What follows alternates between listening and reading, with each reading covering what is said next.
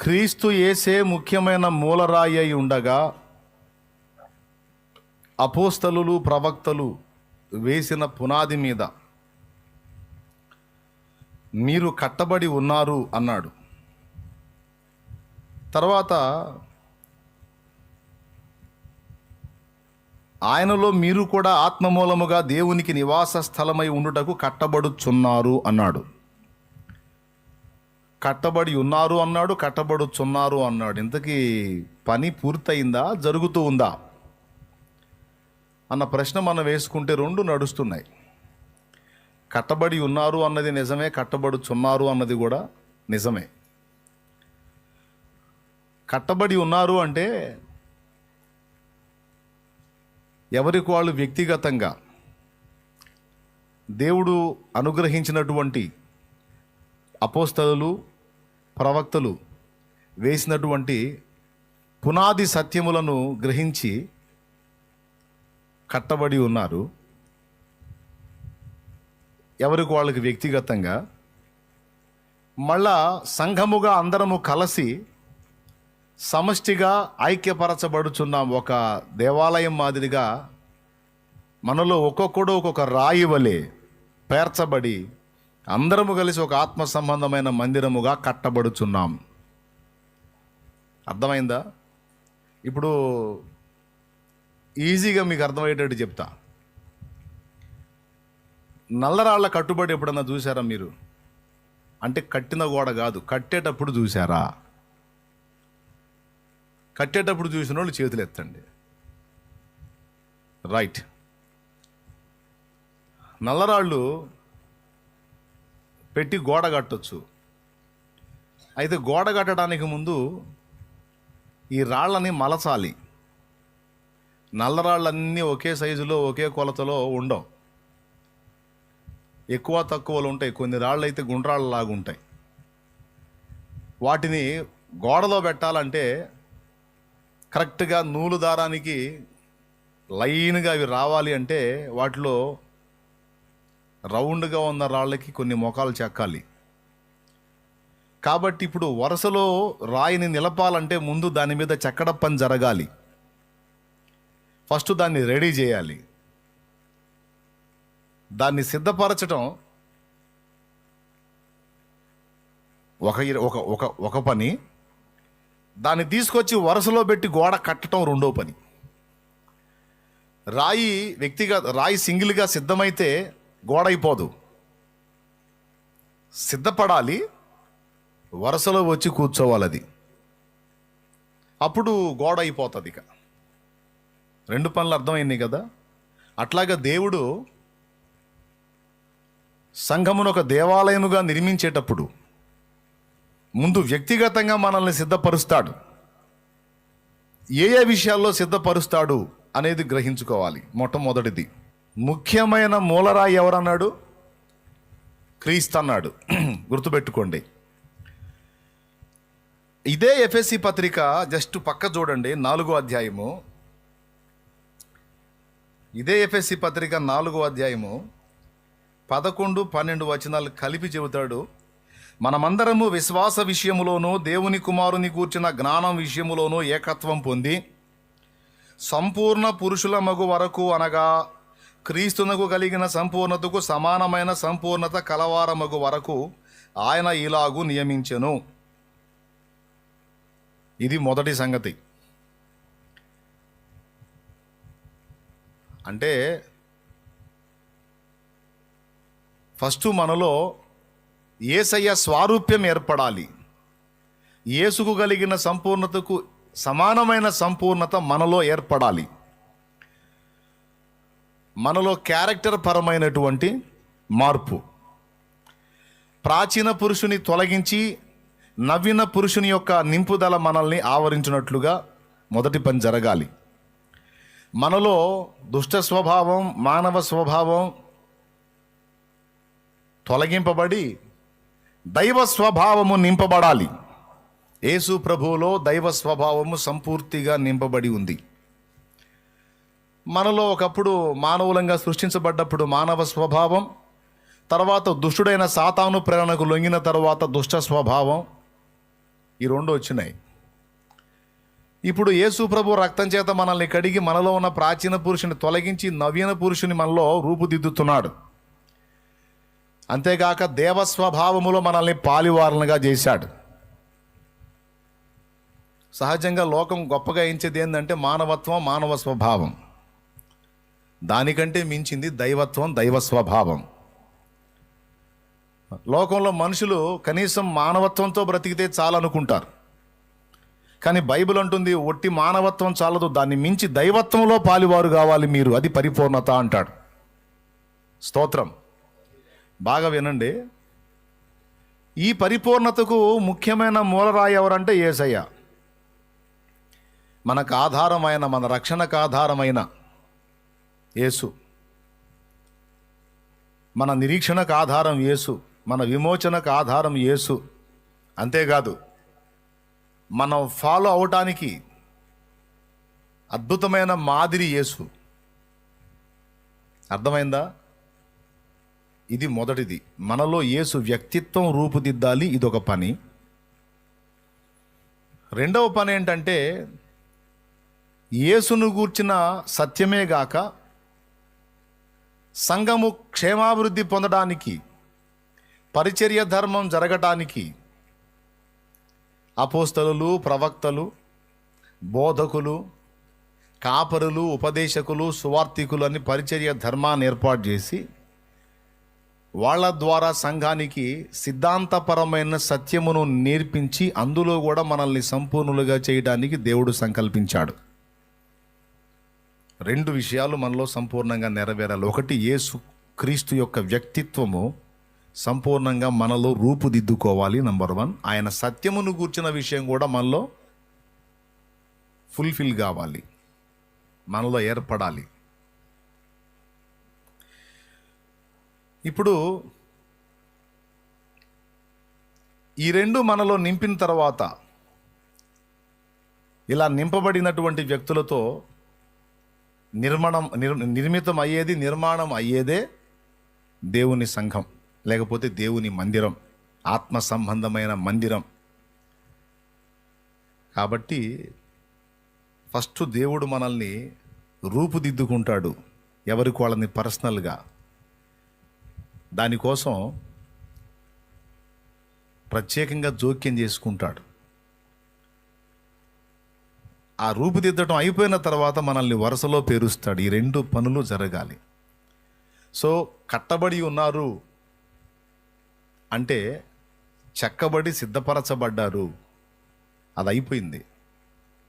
కొత్తగా వచ్చిన వాడికి స్టార్ట్ అయింది, తర్వాత కొంతకాలానికి అది సంపూర్తి చెందిద్ది. యేసు వ్యక్తిత్వాన్ని స్వతంత్రించుకోవడానికి ప్రయాసపడతాడు, యేసు సత్యాన్ని కూడా తన యందు నింపుకుంటాడు.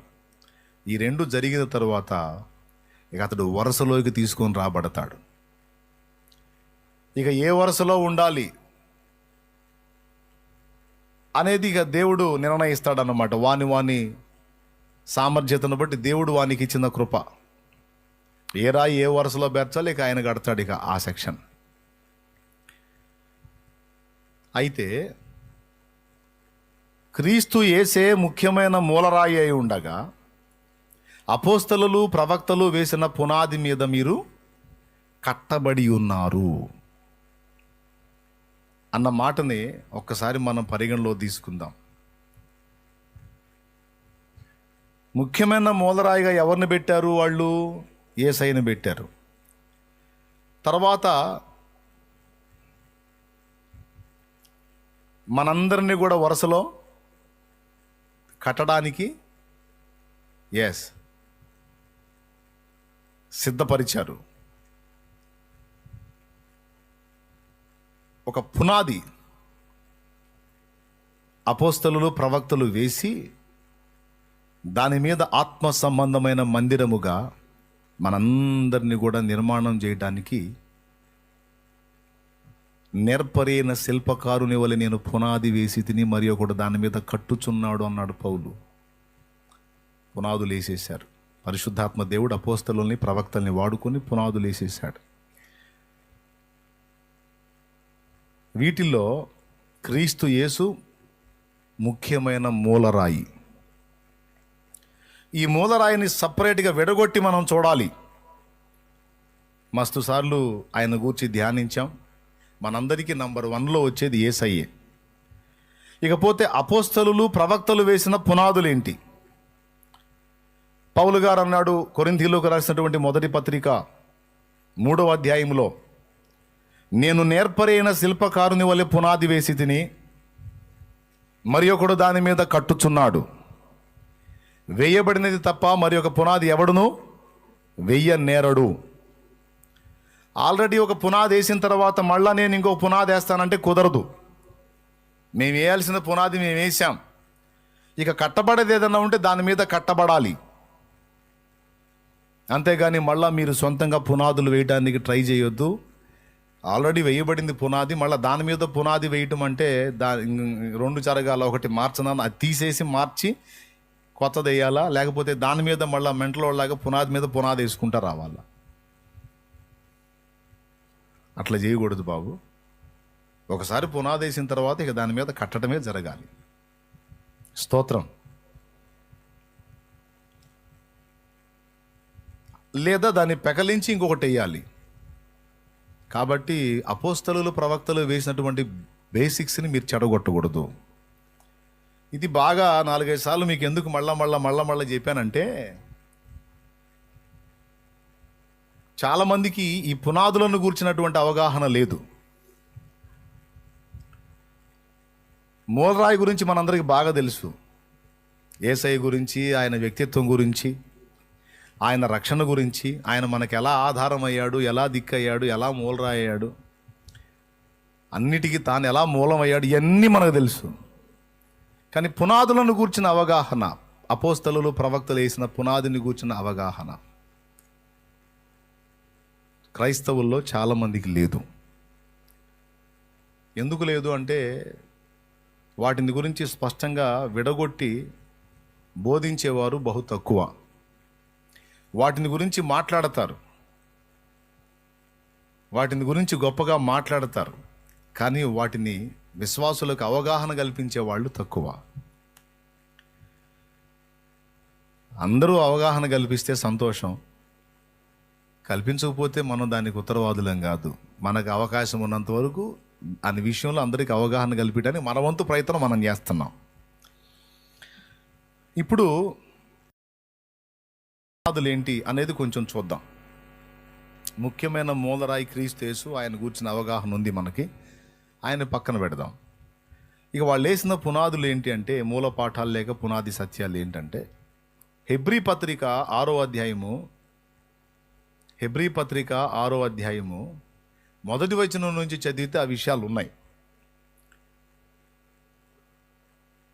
హెబ్రీ 6:1, కాబట్టి నిర్జీవ క్రియలను విడిచి మారు మనసు పొందుటయు దేవుని యందలి విశ్వాసమును బాప్తిస్మములను గూర్చిన బోధయు హస్త నిక్షేపమును మృతుల పునరుద్ధానమును నిత్యమైన తీర్పును అను పునాది మరలా వేయక క్రీస్తును సంపూర్ణుల మగుటకు సాగిపోదము అంటాడు.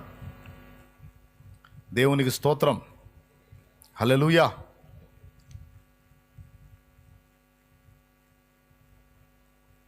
ఇక్కడ ఎన్ని సంగతులు చెప్పాడండి? మొదటిది మారు మనస్సు, రెండవది విశ్వాసము, మూడవది బాప్తిస్మములను గూర్చిన బోధ, నాలుగవది హస్త నిక్షేపణం, ఐదవది మృతుల పునరుద్ధానం, ఆరవది నిత్యమైన తీర్పు. ఈ 6 సంగతులు. ఈ 6ంటితో పాటు వీటిని గురించి తెలుసుకునేటప్పుడు ముందుగా ముఖ్యమైన మూలరాయి ఎవరంటే క్రీస్తు. ఆయన గురించి కూడా తెలుసుకొని ఉండాలి. యేసయ్యను గురించి దేవుని కృపను బట్టి మనందరికీ అవగాహన ఉంది. యేసయ్య మన మధ్య ఎప్పుడైతే ప్రచురపరచబడ్డాడో, ఆయన నామం ఎప్పుడైతే ప్రకటింపబడిందో, ఇక ఆయన గురించే తెలుసుకోవటం మొదలుపెట్టాం. ఆయన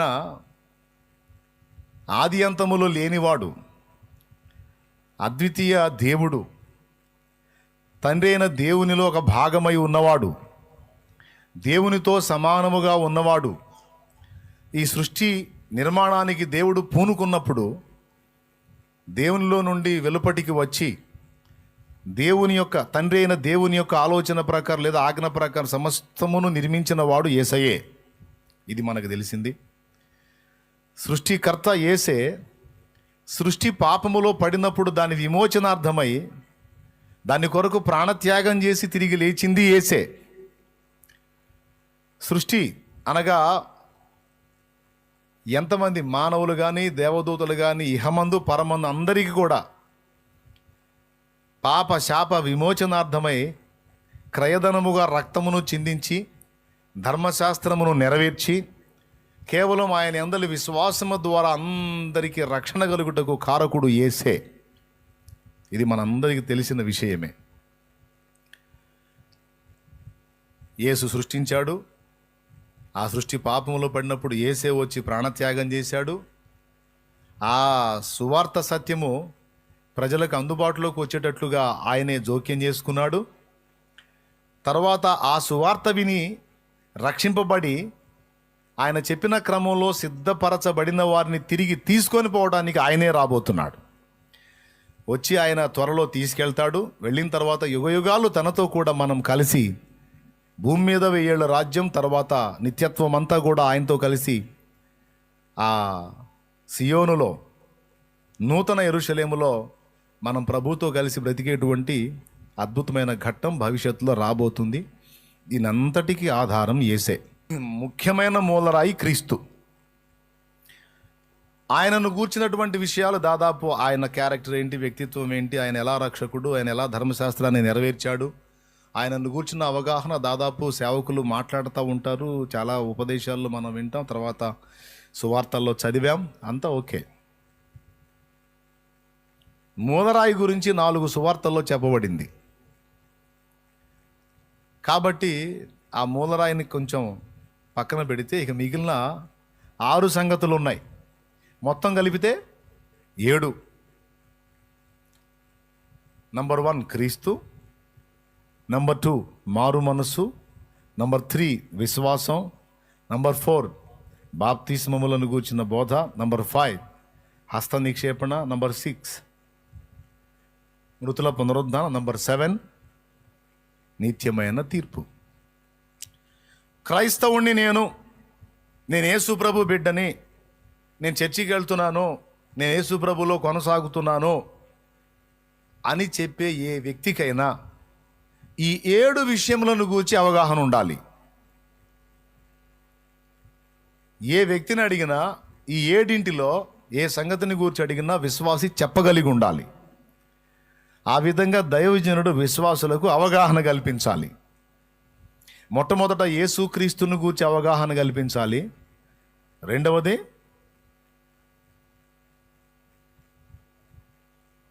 మారు మనసును గూర్చిన అవగాహన కలిగించాలి. మూడవది విశ్వాసాన్ని గూర్చిన అవగాహన కలిగించాలి.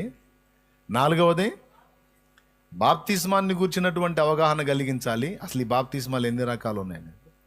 5వది హస్త నిక్షేపణను గూర్చిన అవగాహన కల్పించాలి. 6వది దాన్ని గూర్చిన అవగాహన కలిగించాలి. 7వది దేవునికి మహిమ కలుగునుగాక. వీటన్నిటిని గురించి అవగాహన కలిగించాలి. ఖచ్చితంగా ఏ విశ్వాసైనా వీటిని గురించి చెప్పగలిగి ఉండాలి. యేసుక్రీస్తు గురించి చెప్పు అంటే చక నువ్వేం తెలుసుకున్నావో ఆయన గురించి చెప్పాలి. ఆ మారు మనసును గురించిన సంగతి ఏంటి అంటే దాని గురించి చెప్పగలిగి ఉండాలి. మారు మనసు అంటే ఏముంది? మారు మనసు అంటే ఇంకా దాని గురించి ఏముంది? మారు మనసు అంటే మారు మనసు. గుర్తుపెట్టుకోండి, ఈ మూల సత్యాలు ఏవైతే ఉన్నాయో ఈ 7 అంశాలు ఒక విశ్వాసులో సరిగ్గా కానీ వాటిని మనం అవగాహన కల్పించగలిగితే దేవుని సంఘము అనే మందిర నిర్మాణంలో అతడు ఒక రాయి అవుతాడు. దేవునికి స్తోత్రం కలుగునుగాక. హల్లెలూయా. ఏమవుతాడు? ఒక రాయి అవుతాడు. వరుసలో ఒక రాయి అవుతాడు. ఇప్పుడు రాయి చెక్కబడకపోతే, సరిగ్గా అది సిద్ధపరచబడకపోతే వరుసలోకి రాదు. వరుసలోకి రావాలంటే ముందు దాన్ని సిద్ధపరచాలి. పౌలు గారు ఎఫెసీ సంఘానికి వాటిని వేసేశాడు. వాటిని గూర్చిన అవగాహన కల్పించాడు. కాబట్టి అంత ధైర్యంగా చెప్పగలిగాడు. క్రీస్తు యేసే ముఖ్యమైన మూలరాయి అయి ఉండగా అపోస్తలులు ప్రవక్తలు వేసిన పునాది మీద మీరు కట్టబడి ఉన్నారంటే కట్టినోడు ఎవరు? పౌలే. అపోస్తలులు ప్రవక్తలు వేసినటువంటి పునాదిని వారికి నేర్పి దాని మీద వారికి కట్టబట్టానికి వాళ్ళని సిద్ధపరిచిన వాడు పౌలే. ఆల్రెడీ మీకు అది నేను అవగాహన కల్పించేశాను. దాని గురించి మీకు అవగాహన దొరికింది. మీరు వాస్తవానికి అన్యజనులు అయితే మీరు క్రీస్తులోకి వచ్చారు. ఒకప్పుడు మీరు దేవుడు లేనివారు, పరదేశులు, పరజనులు. అయితే క్రీస్తు యేసునందు మీరు యూదులతో పాటు సమాన వారసత్వాన్ని పొందారు. విశ్వాసమును బట్టి కృపచేత మీరు రక్షింపబడి మీరు కూడా యూదులతో ఈక్వల్ అయిపోయారు. విశ్వాసమును బట్టి వారు ఎలాగ దేవుని సంబంధాలు, అదే విశ్వాసాన్ని బట్టి అన్యజనులైన మీరు కూడా దేవుని సంబంధాలే వారితో ఈక్వల్ అయిపోయారు.